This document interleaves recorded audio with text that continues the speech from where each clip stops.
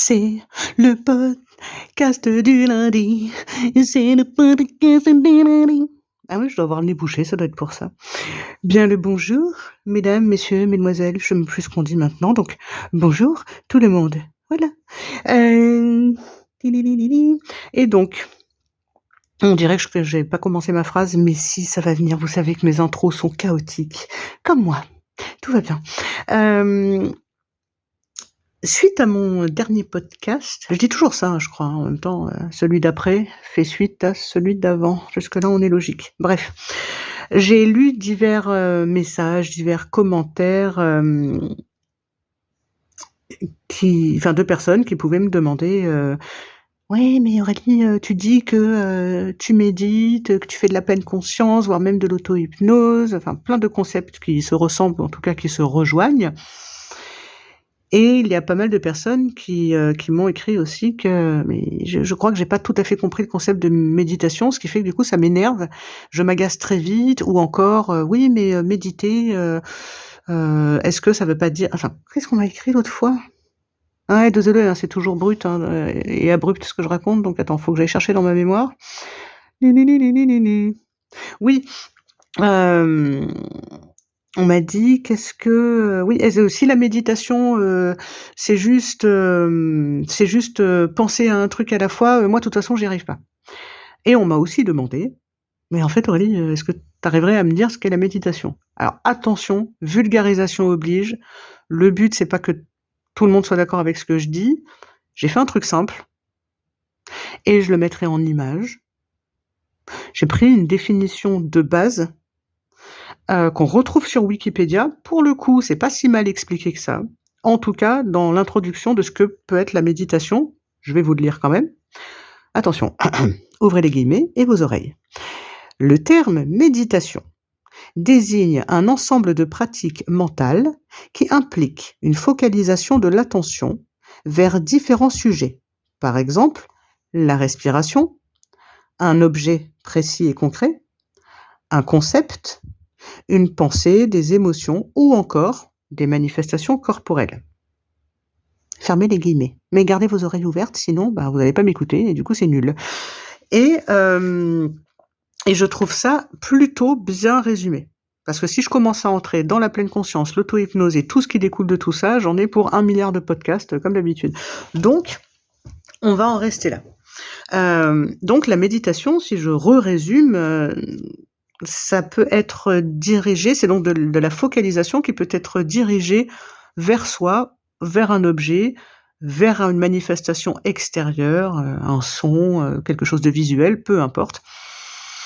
Et finalement, on a le choix. Je ne vais pas dire qu'il y a des règles extrêmement strictes, on peut trouver des règles très strictes de méditation dans différentes cultures, dans différentes spiritualités, mais on peut aussi le faire un petit peu à sa sauce selon nos capacités et possibilités du moment, quitte à ce que ça évolue, puisqu'en même temps, nous sommes des êtres vivants, donc, fallait deviner, donc on évolue en permanence, même un tout petit peu, et même si on s'en rend pas compte. Et si je vous résume mon parcours, oui, non mais non, je vais pas résumer 41 ans comme ça va pas être possible. J'ai entendu parler de méditation relativement tôt dans ma vie par ma maman. Décidément, je parle tout le temps de ma maman, mais c'est que je l'aime très fort. Coucou maman, j'espère que tu écoutes ce podcast, sinon je te forcerai à l'écouter et puis c'est tout. Donc j'étais plutôt jeune, il me semble que je devais être ado, peut-être au début de l'adolescence, ouais, je sais plus, elle me le redira. Et j'avais entendu parler de méditation puisque ma maman connaît bien et pratique la méditation. Et je m'étais dit: «Mais qu'est-ce que c'est que ce truc-là? Tu vois bien que j'y arrive pas, j'ai des pensées tout le temps, j'ai des pensées qui s'éparpillent, de toute façon, tout me saoule, tout m'énerve» et du coup, quand je pensais au concept de méditation, j'avais même pas commencé à essayer que j'étais déjà agacée, voire énervée. Je me disais: «Ça m'énerve, ça me saoule, j'y arrive pas». Du coup, ça renforçait cette idée que j'avais de moi à l'époque, c'est-à-dire, «Tu es nul, tu arrives même pas à faire ça, si d'autres y arrivent, pourquoi pas toi? Gna gna gna», en sachant que j'étais extrêmement et je pèse mes mots, extrêmement 250 grammes, pardon, extrêmement anxieuse à cette époque et j'étais en dépression. Ça aide pas, hein, la confiance en soi, l'estime de soi, c'est clairement pas un truc avec lequel tu es en phase quand tu es dans des états extrêmes donc d'anxiété et d'épuisement et de dépression. Donc, avec une méconnaissance du sujet, des difficultés sur le moment au niveau émotionnel et intellectuel à m'intéresser au sujet, j'en concluais que, bah, de toute façon, j'y arrive pas, ça me saoule. Et évidemment, avec le temps, ça a changé, sinon j'en serais pas là et puis je vous en parlerais pas. Et donc, je rappelle que mon parcours est le mien, tout à fait personnel. Il ressemble peut-être à celui que vous avez vécu, il ressemble peut-être à aucun, peu importe, c'est le mien et je suis très contente de l'avoir vécu, tant mieux, hein. Et je ne pourrais pas vous je pourrais pas vous dire à quel âge je me suis dit: «Allez hop, on va méditer» parce que, de mon point de vue, j'ai travaillé sur tellement de choses en même temps puisque pour moi, peut-être que c'est lié au fait d'être autiste, je finis par trouver que tout est lié. Donc forcément, je n'ai pas, de souvenir d'un élément déclencheur particulier où je me suis dit: «Là, je me pose, je vais méditer pour de bon». Je ne crois pas que ça se soit passé comme ça dans ma vie et je me suis aussi rendu compte, petit à petit, que ce que je faisais, tiens, finalement, ça ressemble un peu à de la méditation. Ah, mais c'est peut-être ça, en fait. Entre méditation, pleine conscience, respiration, auto-hypnose et cetera. Voilà, donc c'est un petit peu un gloubi-boulga dit comme ça, mais finalement la méditation,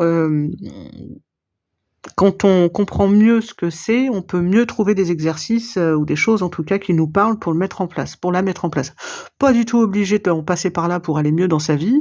Pour ma part, tout ce qui concerne la méditation et assimilé, comme je l'ai cité tout à l'heure, ce sont des outils dont je me sers maintenant, j'allais dire involontairement ou en tout cas ce sont des habitudes que j'ai prises. Je peux maintenant méditer pendant 2 minutes dans n'importe quel contexte pour retrouver un état, calme quand je me rends compte que je commence à être un petit peu stressée, par exemple.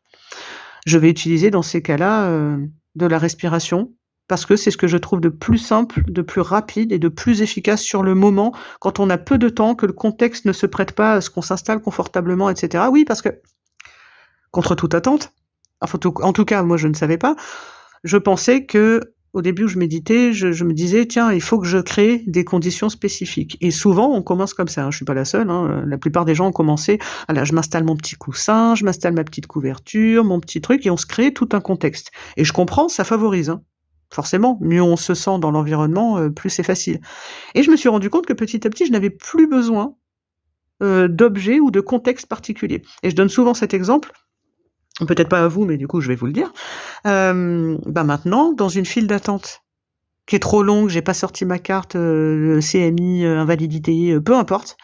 Il y a beaucoup de bruit, je suis fatiguée, il y a du monde, il y a des caddies qui me roulent dessus, enfin bon, un truc, une journée normale quoi. La tristesse. Bref, en tout cas, on a tous vécu ça, tous et toutes, pardon.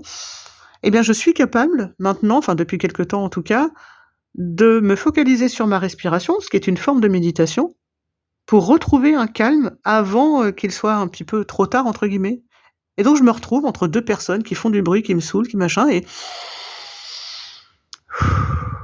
ah désolée pour cet instant ASMR, c'était pas prévu.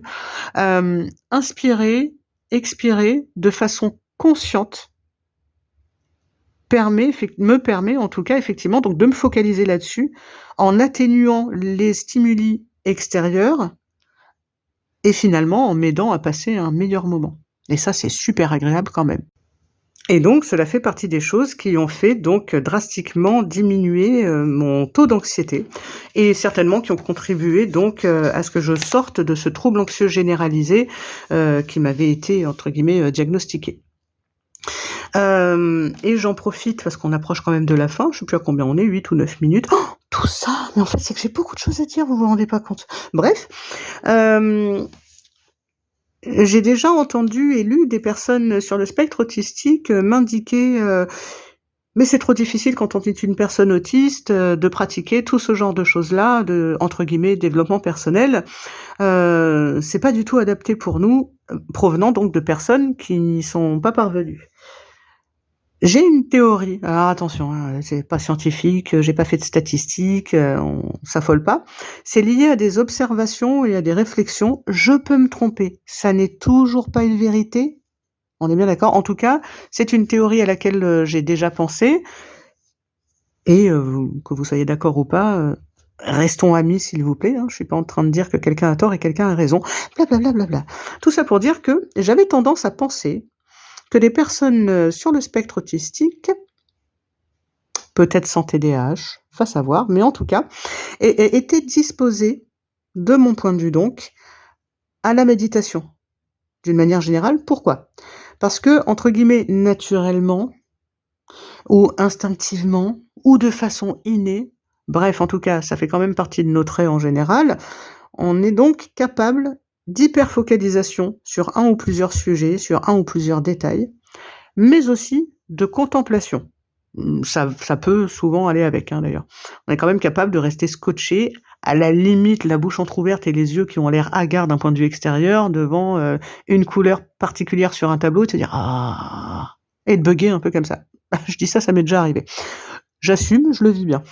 Hem et donc je me dis: «Peut-être» parce que je suis pas la seule personne, autre parenthèse, je ne suis pas la seule personne sur le spectre autistique, il est tard, j'ai du mal, à, parvenir à méditer et cetera, en passant par certains chemins, cheminements et cetera. Donc, n'étant pas un cas isolé, hein, je me dis que c'est possible pour plein d'autres gens. Hem, donc il est possible de travailler, entre guillemets, le fait de conscientiser ces schémas, c'est-à-dire: «Tiens, comment j'accède à l'hyperfocalisation, comment ça marche dans mon cerveau ou dans mon corps quand je me mets à être très focalisé sur un sujet ou même question quand je suis dans la contemplation, hem et quand je comprends ce schéma-là ou ces schémas-là, comment je peux m'en servir justement, pour méditer, c'est-à-dire utiliser cette hyperfocalisation et cette contemplation sur d'autres types de sujets, d'autres types de schémas corporels, moi j'adore la sensation, du vent sur mon épaule droite, et on est hyper focus dessus pendant une demi-heure, bah, finalement, on peut aussi travailler sur le fait de choisir de faire la même chose, mais sur, je sais pas, sur le genou qui me fait mal, pour mieux comprendre la douleur que je suis en train de vivre et cetera. Je sais pas si vous voyez, si c'est assez clair ce que je dis? Je pense donc que ces capacités d'hyperfocalisation, donc quelque part de concentration, bah, pour moi ça ressemble beaucoup quand même à de la méditation finalement. C'est-à-dire être capable de concentrer son attention quelque part, là où on le choisit. Et ben, en fait, je crois que c'était la fin de ma phrase. Je me suis pas réécoutée, j'espère que c'est pas trop chaotique. Si vous en avez envie, comme toujours, hein, vous me dites ce que vous en pensez, si vous y arrivez, si vous n'y arrivez pas, quelles sont vos méthodes, je suis toujours, ouverte à ce type de discussion et d'échange, vous le savez. J'ai hâte d'avoir vos retours si vous en avez, puis sinon je vous dis à la prochaine, peut-être même que dans le prochain podcast, je continuerai sur la lancée, puis au lieu de parler que de la méditation, je parlerai peut-être, des autres trucs que j'ai évoqués 1 milliard de fois dans ce podcast. Hein, on fait comme ça?